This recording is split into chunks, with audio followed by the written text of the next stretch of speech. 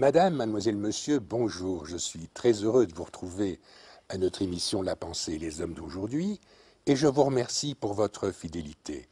Notre association La pensée et les hommes a pour but de défendre la philosophie et la morale laïque. Eh bien, c'est de morale que nous allons parler aujourd'hui avec un grand moraliste, Michel Meyer. Vous êtes professeur à l'Université de Bruxelles, à l'Université de Mons. Vous avez écrit de nombreux ouvrages, notamment sur l'argumentation et sur la rhétorique.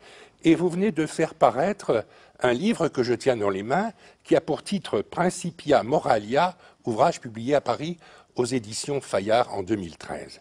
Et j'ai comme autre invité M. Gauthier Vanneau. Vous êtes conseiller scientifique à l'Université de Mons et vous connaissez très bien la pensée et l'œuvre de Michel Meyer et vous allez m'aider à essayer d'obtenir la substantifique moelle de la pensée de notre invité. Vous remettez, Michel Meyer, la morale en question dans votre dernier ouvrage ? Non, pas du tout. Au contraire, je pense que ce qu'il faut faire, c'est se confronter à la pluralité des morales et observer leur validité à toutes. Donc vous dites, il y a une pluralité des morales. Moi, je date un peu, mes derniers souvenirs, c'était Kant, oui, qui disait il y a un impératif catégorique, il y a une morale universelle qui vaut hélas, pour tout le monde, et il balayait Socrate, Aristote, voilà. Saint Thomas, Alors etc. le problème, c'est que tous les philosophes balayent les autres rapidement et qu'ils ont tort parce que il y a une vérité dans le stoïcisme, il y a une vérité chez Nietzsche, il y a une vérité dans l'épicurisme, il y a une vérité dans l'utilitarisme. Chez Saint Thomas peut-être aussi. Aussi chez Saint Thomas. Et donc la conclusion, c'est au fond en quoi ils ont raison et en quoi ils ont tort. Et mon problème, c'était de voir quel était le champ de validité de chacune de ces philosophies. Et au départ, je me suis dit, c'est un peu désespéré, parce qu'ils se jettent l'anathème les uns sur les autres. Et puis, j'ai remarqué qu'au fond, chacune de ces philosophies avait une conception de la morale, du bien, du mal, de la justice, qui se complétait. Si on adoptait un angle de lecture qui, à mon avis, aujourd'hui est devenu plus ou moins classique, c'est la théorie de la distance. Il y a des morales qui sont applicables aux êtres proches et des morales qui sont applicables aux êtres lointains. Et puis, entre les deux, la théorie du juste milieu, chère à Aristote, la morale de la vertu. Et toutes ces morales, loin de se contredire, si on prend ce point de vue, se complètent merveilleusement. On ne va pas traiter ses enfants comme on va traiter quelqu'un que l'on ne connaît pas dans un pays lointain et qui mourrait de faim. Et là, il nous faut les grands principes à la Kant. Mais lorsque on s'occupe de bien agir avec sa famille, avec ses proches, eh bien, on va utiliser non pas la morale de Kant, c'est-à-dire des principes généraux et abstraits qui valent pour tous, mais on va être au contraire extrêmement concret, appliqué à la situation. Et même si c'est un autre type de morale, eh bien, c'est tout à fait légitime. Mon but, en fait, ce n'est pas de dire ce que l'on doit faire ou ce que l'on devrait faire, je laisse ça aux moralistes, c'est de comprendre comment le jugement moral est effectué par chacun d'entre nous dans chaque situation en parfaite connaissance de cause. Et nous agissons tous en sachant très bien qu'avec des êtres proches, on agit d'une certaine façon, et avec des êtres lointains, d'une autre. On est souvent avec les proches beaucoup plus indulgents qu'avec les lointains, qui apparaissent abstraits. Alors indulgents par rapport à la morale kantienne, qui voudrait qu'on traite tous les êtres comme des personnes désincarnées que nous ne connaissons pas, mais il n'est pas sûr que cette manière de faire, pour les êtres proches, soit la bonne manière. On ne peut pas, si mon fils a des problèmes à l'école, je ne peux pas dire tous ceux qui ont des problèmes à l'école, donc à les résoudre, et je ne m'occupe pas de toi. Par contre, je ne vais pas pouvoir m'occuper de tout le monde, donc je ne pourrai pas agir d'une manière universelle, mais extrêmement singularisée. Mais si je dis ça à un autre père de famille, il va faire comme moi. Il ne va pas être kantien, il va agir avec passion, avec amour, avec affection. Et avec indulgence quand même, hein, c'est un père. Pas forcément avec indulgence. Il peut ne pas être indulgent avec ses enfants, oui, mais en n'étant pas indulgent ou en étant indulgent, il agit selon la proximité, et la proximité est toujours passionnelle. Alors la passion peut être négative, peut être positive, mais c'est toujours plus passionnel.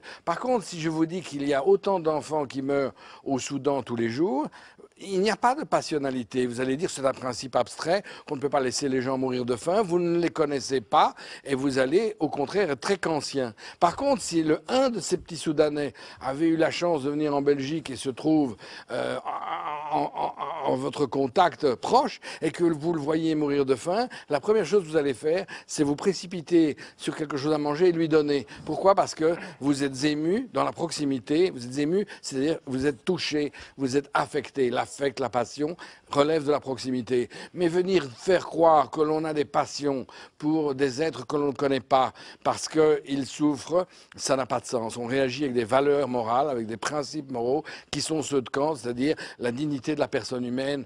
Mais si mon fils a des problèmes à l'école ou dans sa vie affective, etc., je ne vais pas évidemment agir avec des principes généraux. Je vais essayer de prendre le problème concrètement. Et je n'aurai pas tort. C'est ça que je veux dire. Pour Kant, j'aurai tort. Et pour ceux qui jouent sur les passions, si je les oublie, j'ai tort aussi. Moi, ce que j'essaie de montrer, c'est que nous agissons comme ça et nous n'avons pas tort. Nous avons raison dans chacun des cas. Et donc, c'est très difficile d'admettre, lorsqu'on érige la morale en absolu, c'est très difficile d'admettre que la morale est fonction de la distance. Mais c'est ce qui se passe dans les faits. On peut le demander à chacun d'entre nous. Nous savons très bien que la distance module notre appréciation morale. Et ce n'est pas forcément quelque chose qu'il faut condamner, même si chaque philosophe qui croit à l'absolu va condamner les positions autres que les siennes. Mais ces notions de bien et de mal, elles sont innées en nous ou bien elles résultent d'un apprentissage? Est-ce que nous savons naturellement ce qui se passe ou bien est-ce qu'on a été éduqué? Alors le problème, c'est d'où vient le sens moral. Le sens moral, pour moi, vient du fait que très vite, nous apprenons la distance. L'enfant qui vient de naître, il apprend très vite qu'il n'est plus dans l'utérus de sa mère et qu'il est entièrement dépendant. Il peut juste pleurer. Il a faim, il pleure. Il a froid, il pleure. Il a soif, il pleure. Il est triste, il pleure. Et il est gay, il pleure. Et au début, en tout cas, il rit pas. Donc, on voit bien qu'il est entièrement dépendant et la distance, il l'apprend très vite entre son corps et le corps de sa mère. Donc, la notion de distance s'apprend et c'est de là que vient, entre guillemets, le sentiment moral ou l'intuition, ce qu'on appelle l'intuition morale. Mais j'aime pas ces mots parce que l'intuition est pensée à une faculté irrationnelle et extraordinaire. Non, on apprend le sens moral dans la distance qui nous sépare les uns des autres. Et voilà d'où ça vient. Et nous savons que le bien, c'est ce vers quoi nous tendons, et le mal, c'est ce que nous voulons éviter. Mais si on va encore à l'origine des choses, beaucoup plus loin, je dirais la chose suivante, c'est qu'au fond, la morale vient tout simplement du fait que l'autre est un problème pour nous. La rencontre avec autrui, c'est quelque chose qui nous met en question. Et nous sommes obligés de répondre. Alors Hobbes en a fait une théorie de la violence politique, parce que quand l'autre me met en question, rien ne dit qu'il ne veut pas m'exterminer ou m'exploiter. Mais depuis la naissance, l'autre comme problème, c'est la source de la moralité. Il n'y aurait pas de morale s'il n'y avait pas l'autre comme une question qui est permanente et qui m'est posée, même en tant qu'adulte, à chaque moment. Comment dois-je réagir face à l'autre? On est tous méfiants. Est-ce qu'il me veut du mal? Est-ce que je le connais? Ah oui, c'est un ami, je m'approche, je le salue. Regardez comment on salue les gens, on serre la main. Il faut se méfier de ses amis, disait Voltaire. Hein? Oui. Et vous comme moi, nous le faisons activement. Mais c'est vrai, mais regardez, même quand nous serrons la main, c'est quoi serrer la main? Bien sûr, on devait montrer qu'on n'avait pas d'armes. Donc même dans l'amitié et dans la salutation la plus proche, on montre qu'il n'y a pas d'agressivité, qu'on ne va pas mettre en question l'autre. Mais plus fondamentalement, je crois que quand on serre aujourd'hui encore la main de quelqu'un, ce n'est pas pour lui montrer qu'on n'a pas un couteau, parce qu'on n'est plus à l'ère du couteau, enfin, en grande partie, mais tout simplement pour montrer la distance. Car en fait, on serre la main en créant une distance, la coudée. Donc la notion de distance est fondamentale et elle est, comment je vais dire, même dans les formes de civilité les plus chaleureuses, elle est toujours présente. Donc, pour moi, la notion de distance est liée avec l'autre comme problème. Et d'ailleurs, remarquez, vous êtes à côté de quelqu'un et puis il s'approche soudainement de vous à moins de 30 cm. Physiquement, vous allez reculer. Naturellement, sans réfléchir. Oui. Parce que vous avez une distance minimale qui est infranchissable et que l'on ne permet à l'autre de franchir que, dans certains cas, qui sont acceptés mutuellement. Mais sinon, en général, on recule parce qu'on veille à maintenir une distance qui est physique. Et c'est pour moi en morale d'ailleurs, un seul absolu qui existe, c'est qu'on ne peut jamais diminuer la distance totalement, c'est-à-dire faire fi du corps de l'autre et de son intégrité physique. Vous savez, moi, je veux dire, on est des post-einsteiniens, donc il y a la relativité. Il y a un seul absolu dans toutes les relativités morales qu'on puisse dégager. Le seul absolu, c'est l'intégrité du corps. Il y a pourtant des penseurs qui ont fait du mal le bien. Je pense à Sade, peut-être aussi à Nietzsche. Alors Nietzsche, il est le penseur de l'absence de distance. C'est-à-dire que l'autre est tellement présent et tellement oppressant qu'il a ce qu'on appelle la passion réactive. Donc en fait, ce que Nietzsche dit, en défendant la cruauté, c'est de défendre la distance. Si je ne peux pas te mettre à distance, je vais devoir te détruire. Et ça me fera plaisir parce que j'aurai gagné. Et voilà la base même du nietzschéisme, c'est que si on ne peut pas créer une distance entre les êtres qui permet à chacun de vivre librement sans se soucier de l'autre, c'est-à-dire sans s'en inquiéter, eh bien je n'ai pas d'autre choix que le combat et la lutte et la volonté de puissance qui, dans la jouissance qu'elle me procure, amène le sadisme, la destruction, l'élimination de l'autre. Mais je pense que Sade, comme Nietzsche, viennent après Hobbes. Parce que c'est Hobbes qui a dit, dans la société, l'homme est un loup pour l'homme, et la seule manière de vivre ensemble, c'est que l'État garantisse la sécurité de tous. Votre commentaire, Gauthier Vanos, sur ce que vient de dire le professeur Meyer. Eh bien, il vient de dire beaucoup de choses, et c'est vrai que justement, travaillant avec depuis maintenant de nombreuses années, le grand mérite pour moi de Michel Meyer, justement, c'est que dès le départ, le tableau est dressé. C'est-à-dire que quand vous commencez à lire, quel que soit l'ouvrage dont il est l'auteur, vous savez que vous allez avoir affaire à une pratique du questionnement, à un doute systématique, à une espèce de révolution philosophique et métaphysique. Et à nouveau, c'est la même chose dans ce dernier livre sur la morale, où dès le départ, à nouveau, Michel Meyer nous dresse sa propre définition de ce qu'est la morale, qui peut d'ailleurs être, qui met un peu à genoux les autres définitions qu'on trouve dans certaines formes de religion, comme le catholicisme ou le judaïsme. Donc c'est en cela qu'il est intéressant à lire, et c'est en cela aussi que j'aime travailler avec lui, c'est qu'il est tout à fait innovateur.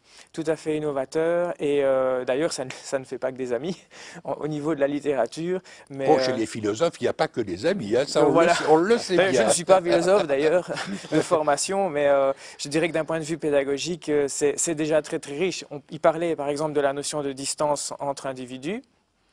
Je dirais, ben voilà, moi en tant que pédagogue, je réagis tout de suite, je dis il a tout à fait raison, puisque quand je vais m'adresser à mes étudiants du secondaire, je n'ai pas la même distance que lorsque ici, autour de vous, je m'adresse à vous ou aux téléspectateurs qui nous écoutent, comme je n'ai pas non plus la même distance pour traiter un problème avec mes propres enfants ou avec mon épouse. Donc, ce que Michel Meyer essaie de nous théoriser, et il le fait d'ailleurs merveilleusement bien, moi j'adore le lire, c'est de nous théoriser finalement la vie de tous les jours. Disons au passage aussi, il est lisible, hein. On comprend facilement. Ah, moi, je suis habitué, donc je suis habitué, et c'est évident que c'est pas moi qui vais vous contredire là-dessus. Et puis voilà, c'est parce qu'il y a ce côté très pragmatique et très quotidien. Les gens se retrouvent à travers ce qu'il écrit parce que ça n'est pas... ça correspond à la réalité, voilà, en fait. Ça correspond à ce que les gens vivent, à ce que les gens ressentent. Et ce grand mérite, c'est de le théoriser et d'être innovateur. Avant toute chose. Alors cette distance dont nous parlions, elle peut être très grande, très longue, elle peut être moyenne et elle peut être courte. Absolument. Et vous dites, Michel Meyer, selon la longueur de la distance, l'attitude morale est différente. Tout à fait. Donnez-nous quelques exemples peut-être. Alors, quand la distance est très courte, la relation est plus passionnelle. Je connais plus l'autre. Il m'interpelle davantage. C'est celle du couple. Voilà, c'est ça. C'est plus. Je suis littéralement touché. C'est-à-dire que ma réaction est, comment je vais dire, articulée autour d'une passionnalité. Mon jugement est affecté par ce qui me touche. Obscurci? Pas obscurci, Pas parce que nécessairement obscurci. je peux être abusé, bien sûr, par l'autre, je peux me tromper moi-même sur l'autre, mais de toute façon, il y a une chose qui est sûre, c'est que la problématicité de l'autre est plus grande quand la distance est faite, parce que le danger est plus grand, le danger affectif, le danger physique, et donc l'idéal de la société, et là, pour moi, le maître reste Durkheim, c'est que quand une société s'organise en se divisant socialement, eh bien, les positions dans la société sont garanties par une division du travail qui permet au tout de fonctionner. Et donc, l'idéal d'une société, c'est que je n'ai plus à me soucier de l'autre. Et bien sûr, la contrepartie, c'est qu'on demande à l'État de le faire. Donc, la morale débouche sur la... C'est l'État-providence. C'est la contrepartie de la politique. D'ailleurs, remarquons que les États-providence sont nés dans les sociétés les plus autoritaires. Bismarck est l'inventeur de la sécurité sociale et ce n'est pas un grand démocrate. Pourquoi? Parce qu'il faut contenter un maximum de gens si on veut pouvoir régner sur tout le monde. Et les Américains n'ont pas l'État-providence, mais ce sont des grands démocrates, direz-vous. Voilà. Donc, en clair, quand la distance est garantie, eh bien, la société fonctionne bien sans qu'il y ait un État qui vienne là pour corriger ce qui, normalement, devrait se réguler par simple division du travail social, comme dit Durkheim. Et au fond, une société idéale, c'est une société dans laquelle je n'ai pas à me soucier du bonheur d'autrui parce que je sais qu'il est garanti comme le mien. C'est aussi, je vais là jouer du paradoxe, mais est-ce que c'est du paradoxe? C'est une société idéale, c'est une société dans laquelle je n'ai pas à me soucier de la politique parce que les politiques se soucient de moi. Et donc, je peux vaquer à mes occupations. Je crois que c'était la thèse de Benjamin Constant. On sait bien que c'est illusoire et que malheureusement, il y a la distance n'est pas garantie, il y a de la violence dans la société. C'est donner beaucoup de pouvoir aux politiques, alors beaucoup de pouvoir de décision sur notre personne et notre histoire aux politiques. Bien, on le lui donne de fait, simplement. Oh, mais on peut le contrôler. Hein, on le contrôle, mais on ne doit pas forcément s'en occuper et on peut charger des institutions de le contrôler. C'est la même chose pour les marchés financiers. Je ne me vois pas contrôler les banques de mon pays, mais vous n'y connaissez rien. Mais j'aimerais bien qu'il y ait des institutions qui le fassent et qui nous garantissent qu'on ne va pas vers un nouveau désastre, et ainsi de suite. Donc, ce que je crois, c'est que l'idéal de la vie, enfin l'idéal moral de la vie, c'est que je puisse m'occuper de mes affaires sans avoir à m'occuper de celles d'autrui. Ça, ce serait l'idéal. Mais nous savons bien que cet idéal n'est malheureusement pas la réalité et que par conséquent, il y a encore des conflits. Et la morale n'est d'ailleurs pas faite pour résoudre les conflits, mais pour évaluer l'action que je fais. C'est-à-dire, est-ce que je dois diminuer la distance? Est-ce que je dois l'augmenter? Et d'ailleurs, remarquez bien que quand il y a des conflits, par exemple conjugaux, la première chose qu'on fait, c'est qu'on se sépare de l'autre. C'est-à-dire on crée de la distance, on met de la distance entre les gens qu'on n'aime pas. Moi, les gens que j'aime pas, j'ai pas envie de les voir, je mets de la distance et je n'ai pas à souffrir de leur présence. Donc la notion de distance est même thérapeutique. Sa fonction morale, c'est de me permettre de retrouver ce qui est bien et de les éviter parce qu'ils sont, entre guillemets, mal. Donc on le fait naturellement. Et c'est ça mon propos, et j'insiste là-dessus, c'est que je ne suis pas en train de dire ce que l'on doit faire. Mais je dis, c'est comme ça que ça fonctionne. C'est ce qui se fait. C'est ce qui se fait. Et tout ce que moi je fais dans mon livre, c'est montrer ce qui se fait avec des principes philosophiques, en disant, vous voyez, la philosophie, c'est très pratique, c'est très concret, ça nous explique ce qu'est le bien et le mal selon la distance, et c'est ce que vous faites tous, et ce que je fais moi aussi. Et donc, oublions avec toujours cette idée de normatif, on devrait, il faudrait, il y a qu'à, enfin, on entend ça sans arrêt à la télévision ou en lisant les journaux, et je pense que c'est ce qu'il y a de moins convaincant, parce que ça ne correspond pas à la réalité. Est-ce que la distance moyenne, hein, les Romains disaient in medias res virtus, le juste milieu, est-ce que la distance moyenne n'est pas au fond la bonne réponse? La distance moyenne, c'est ce que... Alors, donc, la distance courte est passionnelle, la distance moyenne... Et dangereuse, et peut-être dangereuse. Et toute distance est quand même dangereuse parce qu'elle peut diminuer. Donc, la distance moyenne, c'est le juste milieu, c'est la théorie d'Aristote. Et là, le juste milieu, c'est de dire j'en fais assez pour me préserver, mais assez pour aider l'autre. D'où il oppose par exemple la générosité, où je donne une partie de ce que j'ai pour aider ceux qui sont en défaut financier, par exemple, mais ce juste milieu ne va me conduire ni à me dépouiller, ni à devenir avare. C'est le juste milieu entre les deux. Donc le juste milieu, c'est la vertu.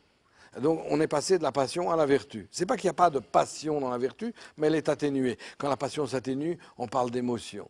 Et puis la distance est encore plus grande, il n'y a plus de vertu quand on détestait la vertu. Il a écrit des pages terribles sur la vertu. Il a dit, Pourtant, il était, lui, un homme vertueux. Oui, mais il disait, on ne fait pas de la morale pour être vertueux, on fait la morale pour appliquer des principes. La vertu a quelque chose d'arbitraire, tandis que sa morale se veut nécessaire comme une vérité mathématique. Catégorique, hein. Catégorique et sans exception. Le problème de sa morale, c'est qu'il prend des exemples où je trouve que c'est les meilleurs exemples pour ne pas être kantien. Ne pas mentir. Si vous abritez un résistant dans vos caves et que la Gestapo vient, il faut mentir, c'est moral. Bien sûr. Donc il dit on ne doit jamais mentir. Et donc ça, c'est la... Et l'autre cas, c'est on ne doit jamais attenter à sa propre vie. On ne peut pas se suicider. Mais quand on est atteint de souffrances énormes, c'est tout à fait normal qu'on décide de mettre fin à sa vie pour ne pas accomplir la dernière partie d'une manière atroce. Donc il prend des tas d'exemples qui aujourd'hui ont perdu leur pertinence. Donc cet universalisme kantien est très douteux. Et si on est encore plus méchant, on rappellera ce que disait Hannah Arendt de l'universalisme kantien, en se souvenant que Eichmann était un kantien, c'est-à-dire il obéissait aux ordres parce qu'il était capable de les universaliser sans aucun problème. Donc il faut faire attention à l'universalité, c'est parfois une hache terrible qu'on abat sur le cou de gens qui, normalement, avec de la compassion, donc de la vertu, et qui normalement n'auraient aucune raison d'être sacrifiés à nos principes catégoriques. Le jugement excessif, la loi avec un grand L, a parfois quelque chose de terrifiant, et l'opposition du judaïsme et du christianisme a sa source dans cette opposition-là. Saint Paul opposait à la loi avec un grand L un minimum de fraternité qui est peut-être la meilleure manière d'appliquer la loi. Donc on voit bien la distance médiane, c'est la vertu, et la distance très grande, ce sont les valeurs universelles, abstraites, qui sont dangereuses parce qu'elles négligent ce qu'il y a d'individuel en l'homme, de ce qui relève de sa sensibilité, à laquelle il faut renoncer. Donc, soyons kantiens en droit, parce qu'il faut traiter tout le monde de la même façon, ne pas tenir compte de son origine, de sa religion, de ses goûts, de ses préférences. Là, on doit être kantien parce que le droit, justement, vise à remettre de la distance dans des conflits où les gens sont trop proches, donc c'est normal. Mais ne soyons pas kantiens de manière absolue parce que ça devient excessif, voire faux. Et le droit, ce n'est pas la morale. Et le droit, ça n'est certainement pas la morale. Le droit, c'est simplement des règles que l'on observe et on espère qu'il y a coïncidence. Et le politique est là pour faire les corrections. Mais nous savons bien que les Français sont en train de pester contre l'optimisation fiscale. Bien, elle est juridiquement tout à fait légitime, mais moralement, les gens estiment que si vous êtes une grande firme multinationale et que vous payez 2% d'impôts, ça n'est quand même pas beaucoup par rapport à tout le monde qui en paye davantage. Donc c'est juridiquement juste, mais moralement, ça ne l'est pas. Donc on comprend bien qu'il peut y avoir un divorce et que le droit et la morale sont éloignés. Mais on n'a pas trouvé mieux que le droit pour faire respecter les droits de chacun d'une manière égale. Et donc il faut être kantien à ce niveau-là. Vous vouliez intervenir, Gauthier Valor, justement, oui. Sur les exemples que vient d'illustrer Michel Meyer, notamment par rapport à ces différents types de distances, voilà, ce qui est à nouveau intéressant, c'est que si je veux présenter ça à des étudiants de 13-14 ans, à travers les exemples que Michel Meyer propose, ça devient très facile. Il suffit que je prends 2 tourtereaux de ma classe, par exemple, et que je leur dis, vous voyez, la distance est minimale, parce que quand vous vous embrassez ou quand vous voulez faire davantage, forcément, il n'y a pas de distance, en tout cas physique, déjà entre vous. Alors après, on peut jouer sur la distance morale. Pour ce qui est de la politique, Michel Meyer l'a bien dit, le bon politicien, finalement, c'est celui qui nous évite à avoir à en faire, à savoir qu'on choisit une personne qui qui a une certaine distance, mais qui va nous représenter. Et alors, l'exemple de la distance et du juste milieu, ben, effectivement, on doit choisir quelque part ses amis, mais je reprends l'exemple du médecin. Je n'aimerais pas devenir ami avec mon médecin parce que j'aime placer une certaine distance, ni trop peu, ni trop grande, parce que mon objectif, c'est qu'il me soigne et qu'il me soigne dans les meilleures conditions. Si je viendrais à limiter cette distance et que mon médecin devient mon copain, il pourrait soit moins bien me soigner, ou soit moi je le traiterais différemment, et auquel cas les choses deviennent complexes, et c'est là où ça peut mal tourner, où ça peut mal évoluer, ce que vous disiez tout à l'heure. C'est pour ça qu'on porte l'uniforme. Hein. L'uniforme, la marque distinctive, marque que la distance entre le médecin, le patient, et peut-être entre le patient, l'infirmière, le médecin, entre le magistrat et le justiciable, etc. C'est très rhétorique aussi. Tout dans la société est comment je veux dire, marqué, indexé ou indicié par une certaine distance. Et c'est cette distance qui nous indique comment nous comporter les uns envers les autres, de manière correcte, adéquate, bien, on va dire. Eh bien, je vous remercie l'un et l'autre pour votre présence à notre émission d'aujourd'hui. Merci. Je rappelle à ceux qui nous suivent que vous avez écrit, Michel Meyer, un gros ouvrage intéressant sur la morale intitulé Principia Moralia, ouvrage paru aux éditions Fayard à Paris en 2013. Madame, mademoiselle, monsieur, merci beaucoup pour votre attention.